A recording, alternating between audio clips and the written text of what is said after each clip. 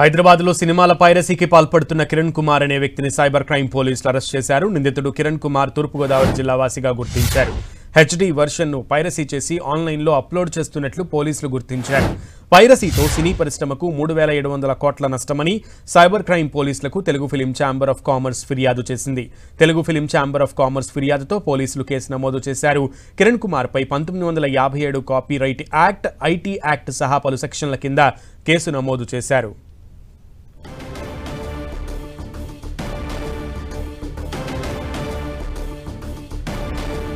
కొత్త సినిమాలను పైరసీ చేస్తూ హెచ్డి వర్షన్ ని ఆన్లైన్ లో అప్లోడ్ చేస్తున్న తూర్పుగోదావరి జిల్లాకు చెందిన వ్యక్తిని కిరణ్ కుమార్ గా గుర్తించారు. ఆ కిరణ్ కుమార్ ని పోలీసులు అరెస్ట్ చేశారు. సైబర్ క్రైమ్ పోలీసులకు Telugu film chamber of commerce ఫిర్యాదు చేసిన నేపథ్యంలో ఆ మేరకు దర్యాప్తు చేస్తున్నటువంటి పోలీసులు దీంట్లో కిరణ్ కుమార్ ఒక వ్యక్తిగా గుర్తించారు. కిరణ్ కుమార్ పై 1957 కాపీరైట్ యాక్ట్, ఐటీ యాక్ట్ సహా పలు సెక్షన్ల కింద కేసు నమోదు చేశారు పోలీసులు. ఇప్పటికే చాలా మేర 100 కోట్ల మేర, 1000 కోట్ల మేర మూవీ ఇండస్ట్రీకి నష్టం వాటిల్లింది అంటూ కూడా ఫిలిం ఛాంబర్ ఆఫ్ కామర్స్ సభ్యులు పోలీసులకు తెలిపిన విషయాల్లో ఉంది. ఈ నేపథ్యంలో కిరణ్ కుమార్ ను అరెస్టు చేశారు పోలీసులు. పూర్తి సమాచారం మా ప్రతినిధి సునీల్ అడిగి తెలుసుకుందాం. సునీల్,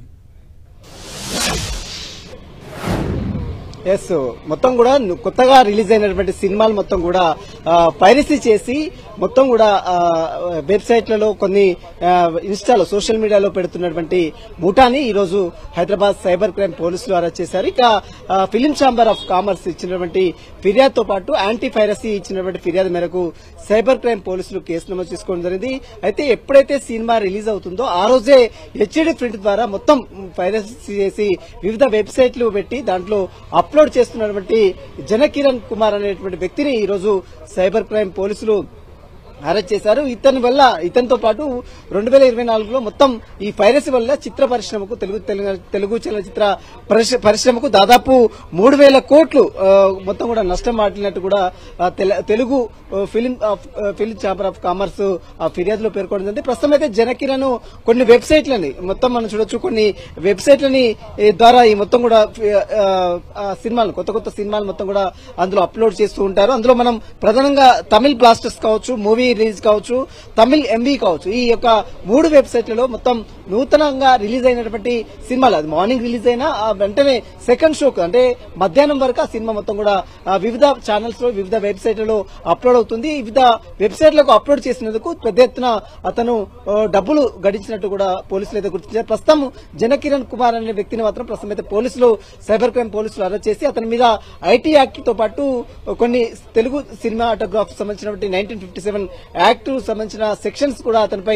నమోదు చేశారు. ప్రస్తుతం అతన్ని అరెస్ట్ చేసి జ్యుడిషియల్ రిమాండ్ కూడా తరలించారు. అతన్ని కస్టడీలో తీసుకుని విచారిస్తే ఏ సినిమాలు పైరసీ చేశారు, ఎంత మొత్తంలో డబ్బులు గడించారన్న దానిపై కూడా పూర్తి వివరాలు కూడా బయటపడే అవకాశం ఉంది. మొత్తం మీద Telugu film chamber of commerce ఇచ్చిన ఫిర్యాదుతో పాటు యాంటీ ఫిలిం సంబంధించినటువంటి అధికారులు ఇచ్చినటువంటి ఫిర్యాదు మేరకు సైబర్ క్రైమ్ పోలీసులు కేసు నమోదు చేసుకుని కిరణ్ తో పాటు మరి ఇంకా ఎంతమంది ఉన్నారన్న దానిపై కూడా ప్రస్తుతం పోలీసులు ఆరోపిస్తున్నారు. ప్రస్తుతం ఈ కేసులో కిరణ్ కుమార్ అనే వ్యక్తిని తూర్పుగోదావరి జిల్లా ఆంధ్రప్రదేశ్ చెందిన వ్యక్తి ప్రస్తుతం అయితే పోలీసులు అరెస్ట్ చేశారు. అతన్ని కస్టడీలో తీసుకుని విచారిస్తే ఇతని వెనుక ఇంకా ఎవరెవరు ఉన్నారు అన్న దానిపై కూడా పూర్తిగా పోలీసులు కూపిలాగే అవకాశం కనబడుతుంది. సునీల్, కిరణ్ కుమార్ నిందితుడు అని పోలీసులు ఎలా గుర్తించడం జరిగింది? అండ్ కిరణ్ కుమార్ తన మీద మోపినటువంటి నిందని అంగీకరించాడా? ప్రజెంట్ కిరణ్ కుమార్ వర్షన్ ఎట్లా ఉంది? అండ్ అలాగే పోలీసులు ఏం చెప్తున్నారు? కిరణ్ కుమార్ దగ్గర సంబంధించినటువంటి అంటే Telugu film chamber of commerce ఇచ్చిన ఫిర్యాదు మేరకు కేసు నమోదు చేసుకుని కొన్ని వెబ్సైట్లని ఆరా తీసిన తర్వాత అందులో ఎవరు అప్లోడ్ చేస్తున్నారు, సినిమా రిలీజ్ అయిన నేపథ్యం అంటే ఉదయం మార్నింగ్ సినిమా రిలీజ్ అయితే వెంటనే ఆ సినిమా కొన్ని గంటల్లోనే సినిమా మళ్ళీ వివిధ వెబ్సైట్లకు మనం చూడొచ్చు, తెలుగు బ్లాస్టర్స్ కావచ్చు, తమిళ్ మూవీ కావచ్చు, మూవీ రిలీజ్ కావచ్చు, కొన్ని ఈ వెబ్సైట్లకు ఆ మూవీ కొత్త సినిమాలు ఏ విధంగా అప్లోడ్ అవుతున్నాయి, అసలు దీనికి ఎవరు సూత్రధారని సైబర్ క్రైమ్ పోలీసులు పూర్తిగా ఆధారాలు సేకరించిన నేపథ్యంలో నేపథ్యంలో టెక్నికల్ సంబంధించిన ఇష్యూలకు సంబంధించిన విషయాలపై కూడా ఐటీ సెల్ పూర్తిగా దృష్టి సారించి ఇందులో భాగంగానే మొత్తం జన కిరణ్ కుమార్ తూర్పుగోదావరి చెందినటువంటి జన కిరణ్ కుమారే మొత్తం ఈ కొత్త సినిమాలను మొత్తం కూడా అప్లోడ్ చేస్తున్నాడు. ఇదంతా కూడా పైరసీ పాల్గొంటున్నట్టు కూడా పోలీసులు అన్ని ఆధారాలు సేకరించారు. దాదాపు 50 సినిమాల పైగా కొత్త సినిమాలు మొత్తం కూడా ఈయనతను అప్లోడ్ చేసి డబ్బులు గడించినట్లు కూడా పెద్ద ఎత్తున జన కిరణ్ పై అభియోగాలు ఉన్నాయి. అతన్ని అరెస్ట్ చేసి అతని సంబంధించినటువంటి వెబ్సైట్లను సీజ్ చేశారు. అతనికి సంబంధించినటువంటి సోషల్ మీడియా అకౌంట్స్ ని అతని అకౌంట్స్ కూడా అంటే ఎవరెవరు డబ్బులు పంపిస్తున్నారు, ఎవరెవరు ఇతను సినిమాలు అప్లోడ్ చేశారు, వీటన్నిటిపై కూడా పోలీసులు పూర్తిగా ఆధారాలు సేకరించిన తర్వాత అతను అరెస్ట్ చేసి జ్యుడిషియల్ రిమాండ్ తరలించారు. ఇతనితో పాటు ఇంకా ఎవరెవరు ఈ టీంలో ఉన్నారు, ఎందుకంటే మనం చూడొచ్చు పెద్ద ఎత్తున తెలుగు చలనచిత్ర పరిశ్రమలో ఇటీవల కాలంలో ఏదైనా సినిమా రిలీజ్ అయిన వెంటనే వివిధ వెబ్సైట్ లోకి వస్తూ ఉంటుంది, సోషల్ మీడియా అకౌంట్ లో అది ప్రతిసారి రన్ అవుతూ ఉంటుంది. కానీ ఎందుకు ఇదంతా కూడా ఎందుకు పోలీసులు కట్టడి చేయలేదు? తెలుగు చలనచిత్ర పరిశ్రమలో చాలా మంది నిర్మాతలు చాలా నష్టపోయే అవకాశం ఉంది. గతంలో 2024లో దాదాపు తెలుగు చలనచిత్ర పరిశ్రమకు 3,700 కోట్ల నష్టం వాటిల్లిందంటే ఎంత పైరసీ నడుస్తుందో దీన్ని బట్టి చూస్తే మనకి చాలా స్పష్టంగా అర్థమవుతుంది. ఇలాంటి పైరసీలను ఎంకరేజ్ చేయడానికి వీలేదు.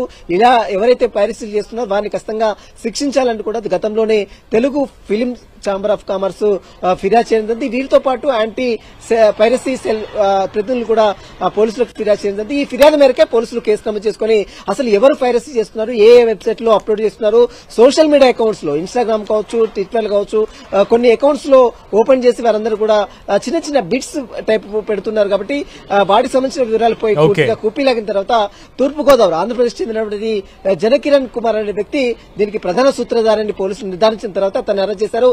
అతని దగ్గర కొన్ని ఎవిడెన్స్ కూడా కలెక్ట్ చేశారు. ప్రస్తుతం అతన్ని జ్యుడిషియల్ రిమాండ్ తరలించారు. అతన్ని కస్టడీలో తీసుకుని విచారిస్తే ఇతని వెనుక ఇంకా ఎవరెవరు ఉన్నారన్నపై కూడా పోలీసులు పూర్తిగా కూపీలాగే అవకాశం ఉంది. ఓకే సునీల్.